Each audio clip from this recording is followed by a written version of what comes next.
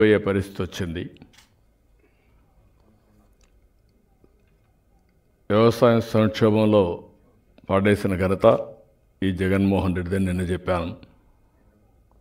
ఈరోజు దాని కంటిన్యూషన్ మీరు చూస్తే ఒక వ్యక్తి తన అజ్ఞానంతో మూర్ఖత్వంతో ఇష్టానుసారంగా చేసి రాష్ట్ర భవిష్యత్తును ఏ విధంగా అంధకారం చేస్తాడో ఇది ఒక ఉదాహరణ. అన్ని సెక్టర్స్లో ఇదే జరిగింది. ప్రత్యేకంగా ఈరోజు నేను చెప్పేది సాగునీటి ప్రాజెక్టుల అమలు చేసిన విధానం గురించి. ఈరోజు మనందరం ఒక విషయం రాష్ట్ర ప్రజలందరూ గుర్తుపెట్టుకోవాల్సిన అవసరం ఉంది. నీరు అనేది చాలా సున్నితం. దేశాల మధ్య యుద్ధాలు జరిగాయి, రాష్ట్రాల మధ్య విభేదాలు జరిగాయి. తమిళనాడు, కర్ణాటక కావేరీ ఇష్యూ ఎంత బర్నింగ్ అయిందో మనం చూసాం. రెండు రాష్ట్రాల మధ్య విభేదాలు విపరీతంగా పెరిగి జనజీవనమే స్తంభించిపోయే పరిస్థితికి వచ్చింది. అంత సున్నితమైన విషయం.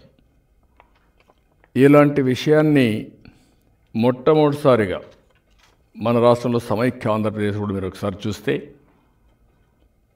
రాయలసీమ ఎప్పుడు కూడా ఎడారిగా మారిపోతుంది.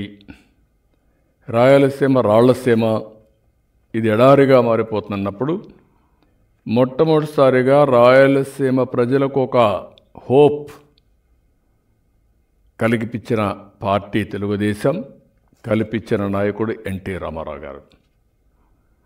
తరతరాలుగా మనం ఒకసారి చూస్తే రాయలసీమకు నీళ్లు లేక, తాగేదానికి నీళ్లు లేక, వ్యవసాయ పంటలేస్తే పండకుండా 10 సంవత్సరాలు అనంతపూర్లో పంటేస్తే, వేరుశనగ వేస్తే 8 సంవత్సరాలు ఎండిపోయిన సందర్భాలు ఉన్నాయి.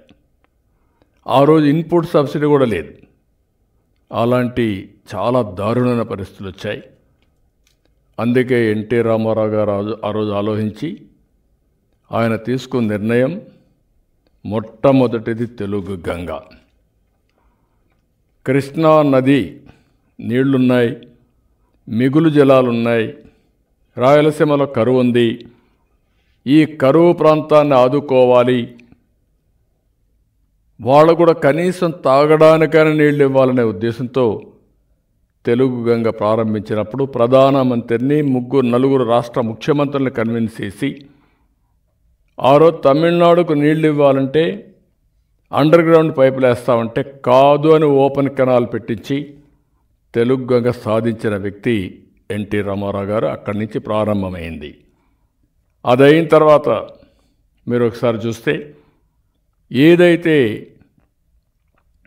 అంద్రీ నీవా, ఇంకో పక్క గాలేరు నగరి, ఈ 2 ప్రాజెక్టుల వల్ల రాయలసీమని సస్యశ్యామలం చేయించని ఆలోచించిన వ్యక్తి ఎన్టీఆర్.